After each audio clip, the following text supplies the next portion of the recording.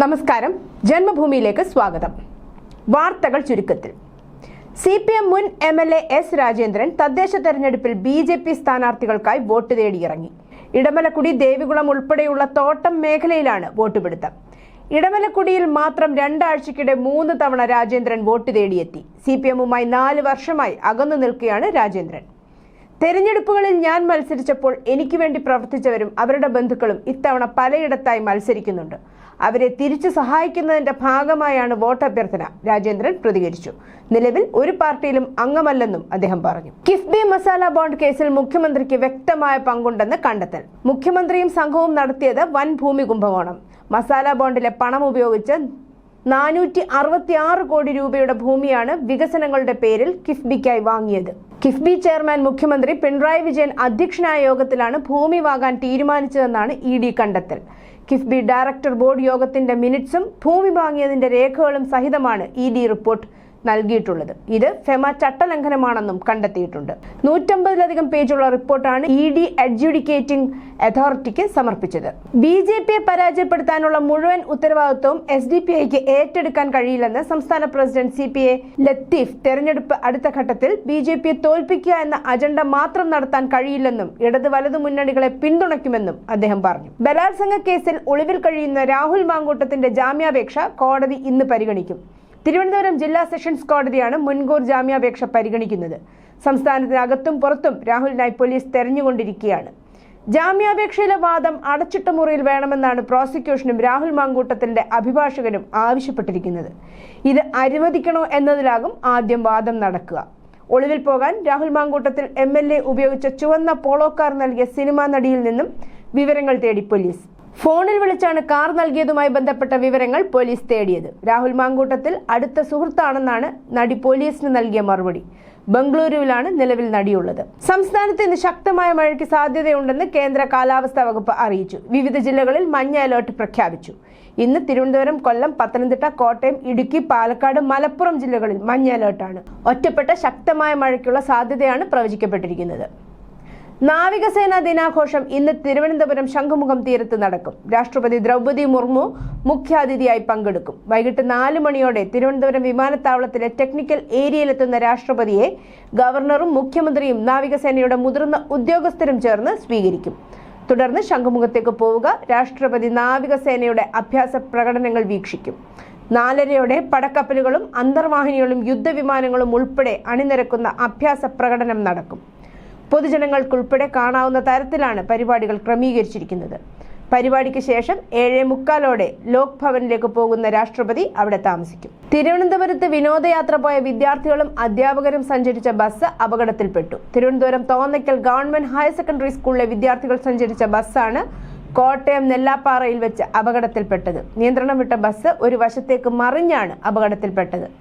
അപകട സമയത്ത് 42 കുട്ടികളും 4 അധ്യാപകരുമാണ് വാഹനത്തിൽ ഉണ്ടായിരുന്നത്. പരിക്കേറ്റ വിദ്യാർത്ഥികളെ പാലായിലെ ആശുപത്രിയിൽ പ്രവേശിപ്പിച്ചു. ആരുടെയും പരിക്ക് ഗുരുതരമല്ലെന്നാണ് വിവരം. മൂന്നാറിൽ നിന്ന് തിരികെ തിരുവനന്തപുരത്തേക്ക് മടങ്ങുമ്പോഴാണ് അപകടം സംഭവിച്ചത്. രാജ്യത്തിന്റെ പ്രതിരോധ മേഖലയിലെ തന്ത്രപ്രധാന ഇടമായ തിരുവനന്തപുരം കാട്ടാക്കടയിലെ കള്ളിക്കാട് ഗ്രാമം മാറാൻ പോകുന്നു.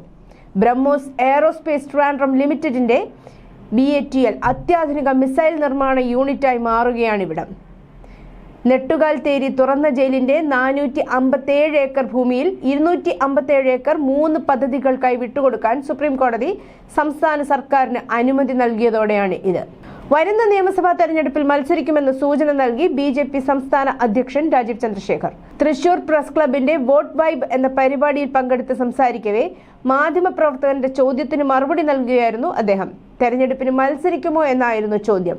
നിയമസഭാ തെരഞ്ഞെടുപ്പിൽ മത്സരിക്കുമെന്നും ഏത് മണ്ഡലമാണെന്ന് പറയാമെന്നും രാജീവ് ചന്ദ്രശേഖർ പറഞ്ഞു. ഇതിന് പിന്നാലെ നേമത്ത് നിന്നാകും മത്സരിക്കുകയെന്നും അദ്ദേഹം സൂചിപ്പിച്ചു. സ്വർണ്ണക്കൊള്ളയ്ക്ക് സന്നിധാനത്ത് നിന്ന് കട്ടിളപ്പാളികളും ദ്വാരപാലക ശില്പപാളികളും ഇളക്കി മാറ്റി കടത്താൻ ദീർഘനാളത്തെ ആസൂത്രണമെന്ന് പ്രത്യേക അന്വേഷണ സംഘം കണ്ടെത്തി. ഇതിനുള്ള ഉപാധി മാത്രമായിരുന്നു സ്വർണം പൂശൽ.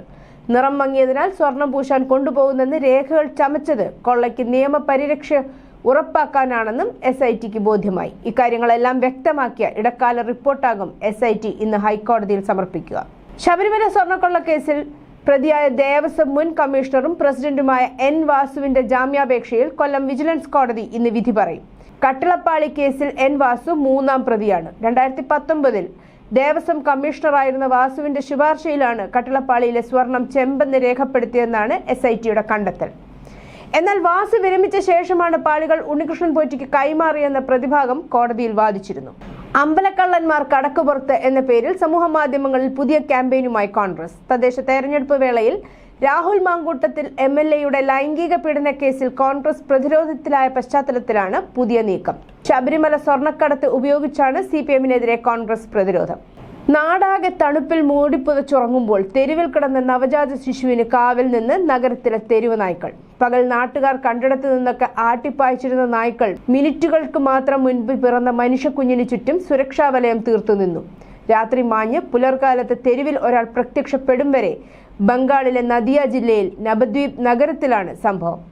റെയിൽവേ ജീവനക്കാരുടെ കോളനിയിലെ ശുചിമുറിക്ക് പുറത്ത് ആരോ കുഞ്ഞിനെ ഉപേക്ഷിച്ചു പോവുകയായിരുന്നു. നായ്ക്കൾ കുഞ്ഞിന് ചുറ്റും വലയം തീർത്തു. കുരച്ചില്ല, കുഞ്ഞിനെ തൊട്ടില്ല. പുലർച്ചെ കുഞ്ഞിന്റെ കരച്ചിൽ മാത്രമാണ് കേട്ടതെന്ന് പരിസരവാസികൾ പറഞ്ഞു. പ്രദേശവാസിയായ ശുക്ല മണ്ഡൽ എത്തിയപ്പോൾ നായ്ക്കൾ ഒരു വശത്ത് നിന്ന് അനുസരണയോടെ മാറിക്കൊടുത്തു. കുട്ടി ചികിത്സയിലാണ്. മാതാപിതാക്കളെ കണ്ടെത്താൻ പോലീസ് അന്വേഷണം തുടങ്ങി. റഷ്യൻ പ്രസിഡന്റ് വ്ളാഡിമിർ പുടിൻ 2 ദിവസത്തെ സന്ദർശനത്തിനായി നാളെ ഇന്ത്യയിലെത്തും. 23ാമത് ഇന്ത്യ റഷ്യ വാർഷിക ഉച്ചകോടിയിൽ പങ്കെടുക്കുന്ന പുടിൻ പ്രധാനമന്ത്രി നരേന്ദ്രമോദി, രാഷ്ട്രപതി ദ്രൗപദി മുർമു എന്നിവരുമായി കൂടിക്കാഴ്ച നടത്തും. ഇന്ത്യയുമായി വ്യാപാര ബന്ധം ശക്തമാക്കുക തന്നെയാണ് പ്രധാന ഉദ്ദേശം. ഡിസംബർ 4-5 തീയതികളിൽ പ്രസിഡന്റ് വ്ളാഡിമിർ പുടിന്റെ ന്യൂഡൽഹി സന്ദർശനത്തിന് മുന്നോടിയായി ഇന്ത്യയുമായുള്ള ഒരു പ്രധാന സൈനിക ഉടമ്പടി റഷ്യയുടെ അധോസഭയായ സ്റ്റേറ്റ് ഡൂമ ചൊവ്വാഴ്ച അംഗീകരിച്ചു. ബീഹാറിൽ കാണാതായ 100-ലധികം പെൺകുട്ടികളെ നിയമവിരുദ്ധ ജോലികൾക്കായി സൗദി അറേബ്യ, ചൈന തുടങ്ങിയ രാജ്യങ്ങളിലേക്ക് കടത്തിയതായി റിപ്പോർട്ട്. മുസാഫർപൂരിൽ നിന്നുള്ള ഒരു മനുഷ്യാവകാശ അഭിഭാഷകൻ സുബോധ് ഝാ സംസ്ഥാന ദേശീയ മനുഷ്യാവകാശ കമ്മീഷനിലും NHRC, ബീഹാർ സംസ്ഥാന മനുഷ്യാവകാശ കമ്മീഷനിലും പരാതികൾ സമർപ്പിച്ചു. Nepal, China, Saudi Arabia, Brazil തുടങ്ങിയ രാജ്യങ്ങളിലേക്ക് കോടിക്കണക്കിന് രൂപയ്ക്ക് വേണ്ടി ഇരകളെ കടത്തുന്നുണ്ടെന്ന് അദ്ദേഹം പരാമർശിച്ചു. നവംബർ 30 പശ്ചിമ ബംഗാളിലെ നോർത്ത് 24 പർഗാനാസ് ജില്ലയിലെ അശോക് നഗർ പ്രദേശത്ത് ഒരു പുതിയ വീടിന്റെ നിർമ്മാണത്തിനിടെ മനുഷ്യ അസ്ഥികൂടങ്ങൾ കണ്ടെത്തി. നിർമ്മാണം നടന്നുകൊണ്ടിരുന്ന സ്ഥലം ഒരു കാലത്ത് അന്തരിച്ച കമ്മ്യൂണിസ്റ്റ് പാർട്ടി ഓഫ് ഇന്ത്യ നേതാവ് ബിജൻ മുഖർജിയുടേതായിരുന്നു. അടിത്തറ കുഴിച്ച തൊഴിലാളികൾക്ക് ആദ്യം 2 മനുഷ്യ തലയോട്ടുകൾ ലഭിച്ചു. കുഴിക്കൽ തുടർന്നപ്പോൾ കൂടുതൽ അസ്ഥികൂടങ്ങൾ പുറത്തു വന്നു. പോലീസിനെ വിളിക്കുകയും പ്രദേശം വളയുകയും ചെയ്തു. പ്രാഥമിക പരിശോധനകൾക്ക് ശേഷം അസ്ഥികൂടങ്ങൾക്ക് വളരെ പഴക്കമുണ്ടെന്ന് പോലീസ് പറഞ്ഞു. എന്നിരുന്നാലും ഫോറൻസിക് വിദഗ്ധരുടെ പരിശോധനയ്ക്ക് ശേഷം അസ്ഥികൂടങ്ങളുടെ കൃത്യമായ പഴക്കം കണ്ടെത്തും. അസ്ഥികൂടങ്ങൾ ഫോറൻസിക് പരിശോധനയ്ക്ക് അയച്ചിട്ടുണ്ട്. ബംഗ്ലാദേശ് മുൻ പ്രധാനമന്ത്രി ഖാലിദ സിയയുടെ അസുഖത്തെക്കുറിച്ച് ഇന്ത്യൻ പ്രധാനമന്ത്രി നരേന്ദ്രമോദി ആശങ്ക പ്രകടിപ്പിക്കുകയും അവർ ഇപ്പോഴും വെന്റിലേറ്ററിൽ തുടരുന്നതിനാൽ വൈദ്യസഹായം വാഗ്ദാനം ചെയ്യുകയും ചെയ്തു. മോദി ഉൾപ്പെടെയുള്ള ലോക നേതാക്കളുടെ സന്ദേശങ്ങൾക്ക് BNP നന്ദി പറഞ്ഞു. തെരഞ്ഞെടുപ്പ് അടുത്തിരിക്കെ ഖാലിദ സിയയുടെ അവസ്ഥ ആഗോള ശ്രദ്ധ ആകർഷിച്ചു. വെർജീനിയയിലെ മദ്യശാലയിൽ അതിക്രമിച്ചു കയറിയ റാക്കൂൺ മദ്യപിച്ച് ബാത്റൂമിൽ വെച്ച് ബോധം കെട്ടു. കുറച്ചു മണിക്കൂറുള്ള ഉറക്കത്തിന് ശേഷം പരിക്കിന്റെ ഒരു ലക്ഷണവുമില്ലാത്ത റാക്കൂണിനെ സുരക്ഷിതമായി കാട്ടിലേക്ക് തിരികെ വിട്ടു. അഫ്ഗാനിസ്ഥാന്റെ കിഴക്കൻ പ്രവിശ്യയായ ഖോസ്റ്റിൽ 13 വയസ്സുള്ള ഒരു ആൺകുട്ടി തന്റെ കുടുംബത്തിലെ 13 പേരെ കൊലപ്പെടുത്തിയ കേസിൽ ശിക്ഷിക്കപ്പെട്ട ഒരാളെ വധശിക്ഷയ്ക്ക് വിധേയനാക്കി. അഫ്ഗാൻ സുപ്രീം കോടതി ഉത്തരവിട്ടതും താലിബാന്റെ പരമോന്നത നേതാവ് ഹിബത്തുള്ള അഖുദ്സാദ അനുവദിച്ചതുമായ വധശിക്ഷ ഏകദേശം 80,000 പേർ കണ്ടു. പിടിച്ചെടുത്ത പ്രദേശങ്ങളുടെ കാര്യത്തിൽ വിട്ടുവീഴ്ച ചെയ്യാൻ മോസ്കോ വിസമ്മതിച്ചതിനാൽ ഉക്രൈൻ യുദ്ധം അവസാനിപ്പിക്കുന്നതിനെ കുറിച്ചുള്ള US റഷ്യ ചർച്ചകൾ പുരോഗതിയില്ലാതെ അവസാനിച്ചു. പുടിൻ ജാരഡ് കുഷ്നറെയും സ്റ്റീവ് വിറ്റ്കോഫിന്റെയും 5 മണിക്കൂർ കൂടിക്കാഴ്ച നടത്തിയെങ്കിലും US പദ്ധതിയുടെ പ്രധാന ഭാഗങ്ങൾ നിരസിക്കപ്പെടുകയാണ് ഉണ്ടായത്. ഫ്രഞ്ച് പ്രസിഡന്റ് ഇമാനുവൽ മാക്രോൺ ഇന്ന് തന്റെ 4ാമത്തെ ചൈന സന്ദർശനം ആരംഭിക്കും. ബീജിംഗിലെ ഫൊർബിഡൻ സിറ്റി സന്ദർശനത്തോടെയാണ് അദ്ദേഹം തന്റെ യാത്ര ആരംഭിക്കുന്നത്. വ്യാഴാഴ്ച പ്രസിഡന്റ് ഷീ ജിൻപിങ്ങിനെയും അദ്ദേഹം കാണും. ബീജിംഗിൽ നിന്നുള്ള സാമ്പത്തിക സുരക്ഷാ ഭീഷണികളെ സന്തുലിതമാക്കാൻ യൂറോപ്പ് ശ്രമിക്കുമ്പോഴാണ് ഈ സന്ദർശനം. News desk, Janmabhumi.